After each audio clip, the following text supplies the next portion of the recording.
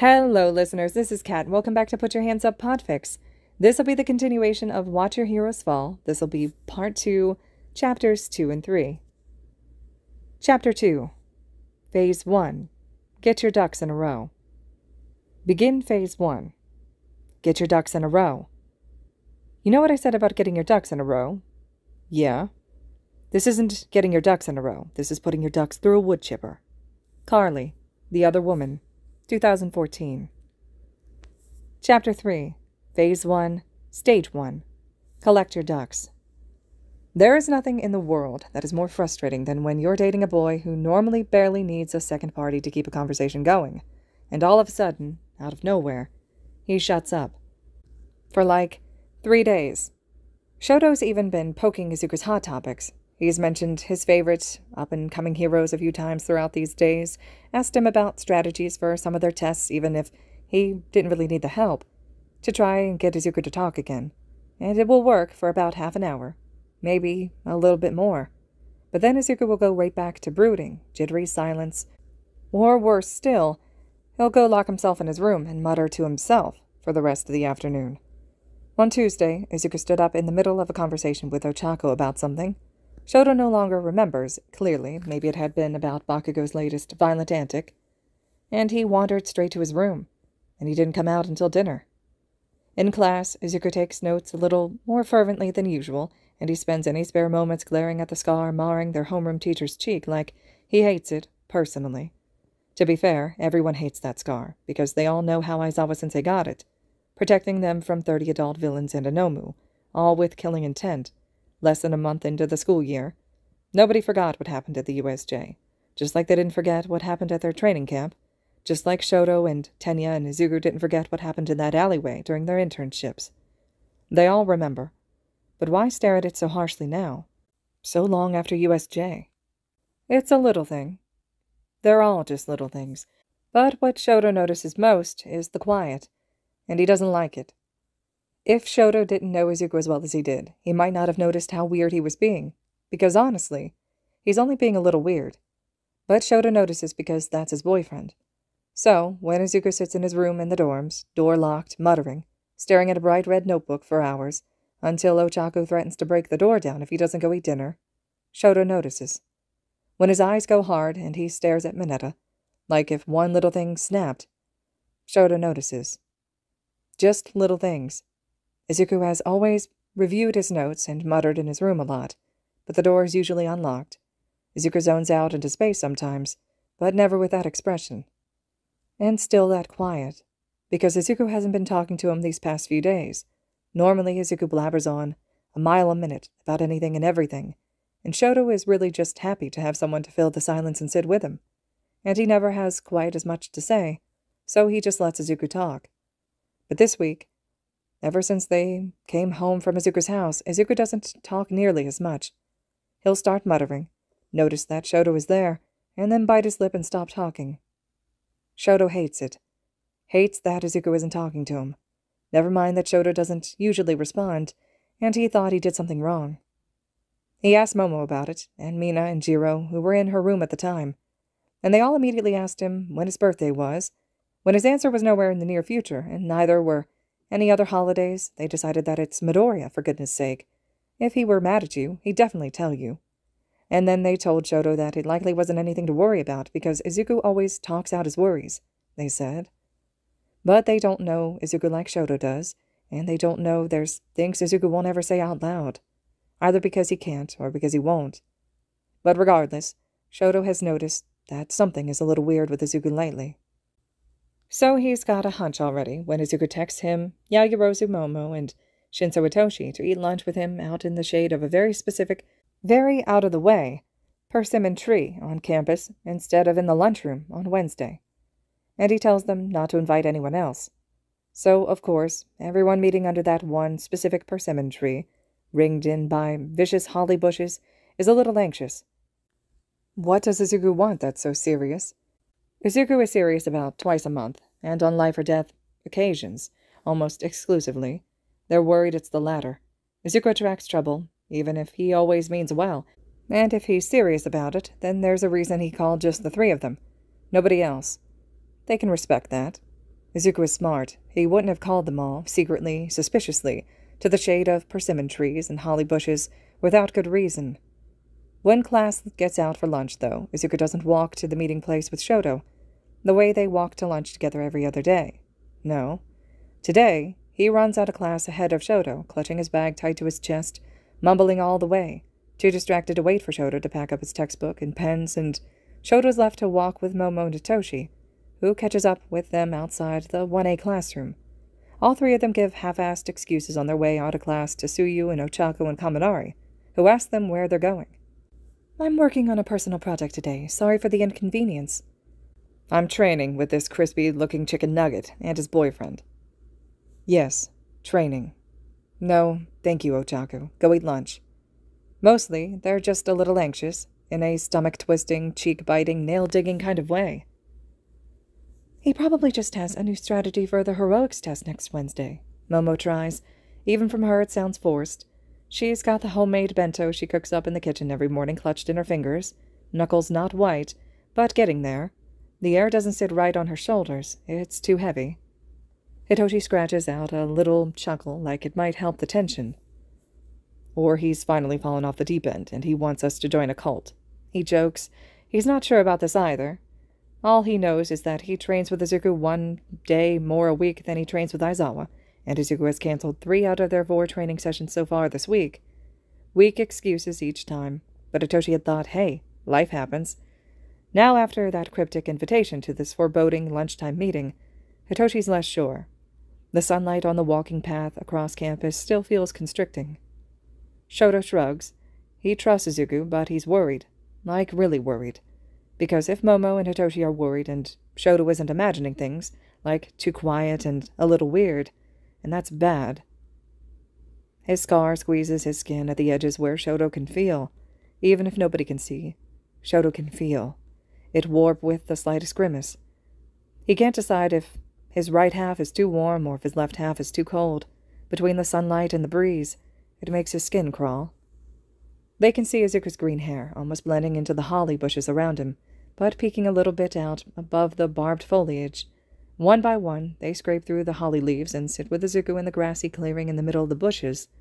Nobody even knows how Izuku found this spot. It's in a remote corner of campus, not close to the walls that keep people like the League of Villains out, but definitely far enough away from any building to be secluded.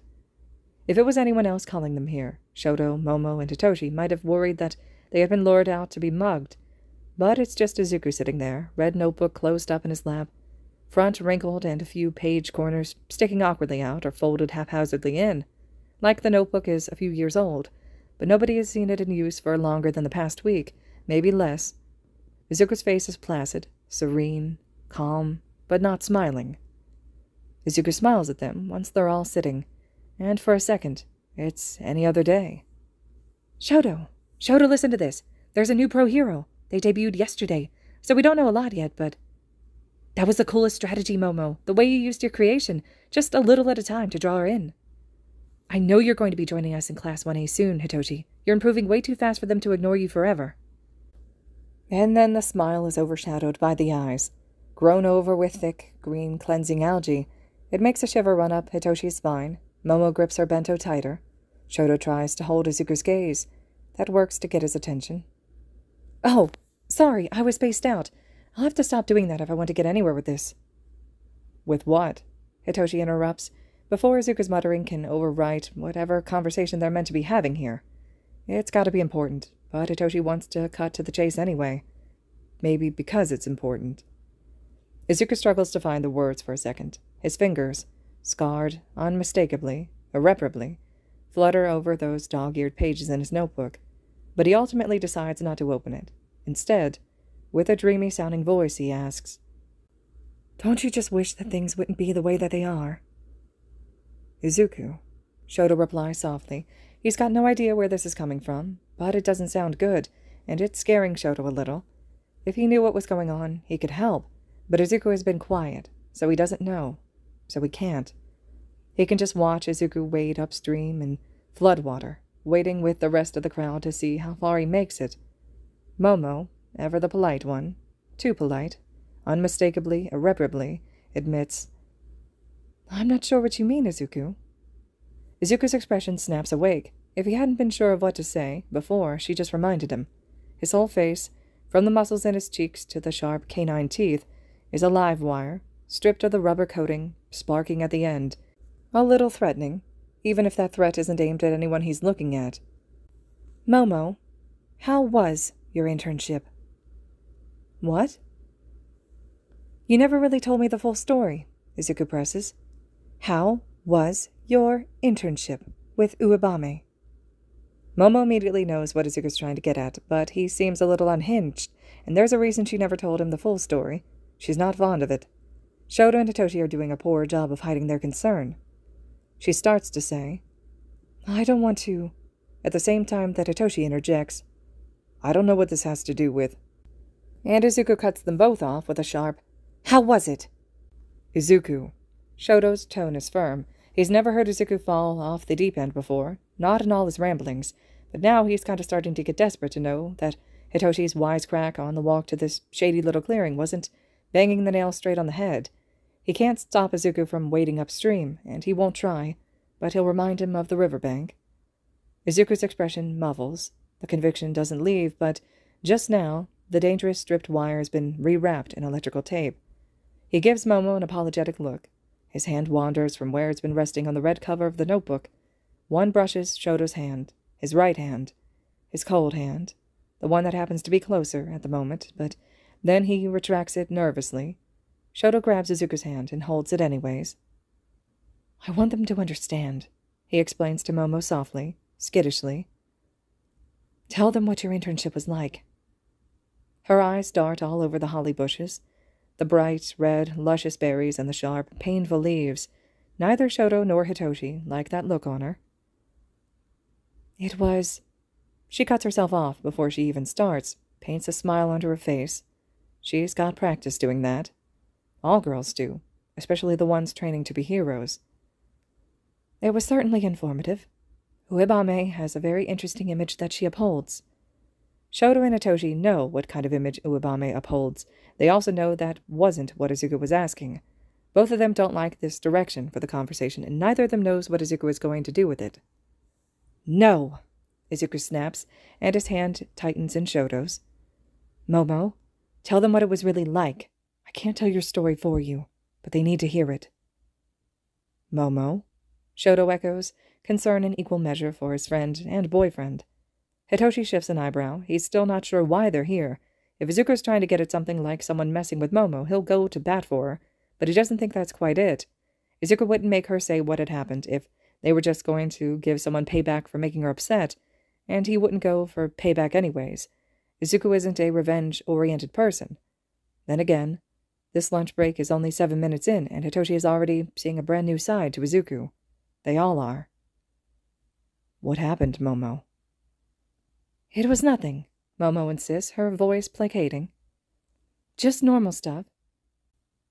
I don't like the sound of that, Hitoshi responds a little less flatly than normal. We just did some modeling, seriously. The outfits were a little revealing, but Uebame taught me a lot about cultivating my hero image. You don't have to defend her, Shoto finally adds. If it made you uncomfortable. He knows Yayorozu Momo just a little better than his other classmates, but even if he didn't, he would still be able to see where her fingers are gripping the hem of her blazer too tightly, pulling it down, self-conscious. He doesn't like that her reaction to thinking about her internship is anxiety. After a moment of chewing on this, while Hitoshi starts unwrapping his cafeteria lunch, Momo pulls her shoulders in and nods. I didn't really want to, but I didn't feel like I could say no. It was an internship after all, and Kendo didn't seem to have a problem with it. So, even though you didn't want to, Hitoshi infers. Shoto finishes. You did what was asked. Momo nods, feeling a little relieved to have said it out loud. She begins to finally open her bento, 10 minutes into lunch, taking Hitoshi's cue. She made herself some cute little flower-shaped carrots. She had been planning to share some with her friends, but this doesn't seem the right atmosphere for flower-shaped carrots. They still offer a small sense of comfort, the cute shape, the control she remembers feeling over the knife in her hands. I want you to guess how many laws that internship broke, Izuku cuts in, voice clipped short, eyes a little narrowed. Laws. Where does legality factor into an internship? I don't know, Hitoshi snaps. 3? Izuku, you seem to have a point, but you better get to it. We only got another half hour of lunch. Izuku's teeth click when he bites into the word. None. Nobody gets the significance. Why would any of it be illegal? Momo had to do something she was uncomfortable with during an internship. She hadn't been endangered. It just sucked. Why would it break a law? But at the look on Momo's face, jaw clenched and hands balled into fists around her beautiful, ornate chopsticks. They were a birthday gift from my mom, aren't they pretty? A little ball of something sticky and unhappy takes away some of the room Shoto had reserved in his stomach for cold soba. Glancing at Hitoshi reveals the same institutionally blanched disgust in his tired, exhausted, unmistakably irreparably, eyes. Izuku's next question is totally out of left field. Hitoshi, when did Aizawa start training you to join Class 1A? About half of Class 1A is aware, in some capacity, of Hitoshi's individual training with Aizawa, but about a quarter of the class is aware, in some capacity, of the reasons why he would never actually be transferred. The mountain of paperwork, each form requiring sign-off by several school officials, only one of which really cares about Hitoshi's transfer, or his life in general. The huge gap in the material the class had already learned, the gap that was only growing wider the longer the transfer took, the lack of precedent, the bias. Hitoshi's face hardens. He looks a little betrayed. Izuku looks a little remorseful. I'm sorry, he squeaks, more characteristically than the rest of this conversation. I swear, I'm not bringing these things up to be mean. Just humor me. About 2 months. Hitoshi deadpans, digging into his katsudan. Nodding, Izuku turns to Shoto. He doesn't ask him anything. You can't just bring up Todoroki Endeavor, Enji, in the middle of a conversation. Not even this one. That's too far. Even asking Momo about her internship was a little over the line, but Izuku won't make Shoto confront his father here. So he just looks at Shoto. And Shoto knows what he's getting at. And Momo and Hitoshi, both of whom have at least a few brain cells between them, have a guess that lands in the right zip code. They both already know that Shoto goes home with Izuku every weekend. Anybody heard Kacchan do anything nice lately? Izuku hisses, a little sarcastically. Nobody present has ever heard sarcasm like this from him before. In heroics class on Tuesday, yesterday, Bakugo had used his explosions to pitch not 1, but 3 cars at Sero, one of which he was too slow to dodge.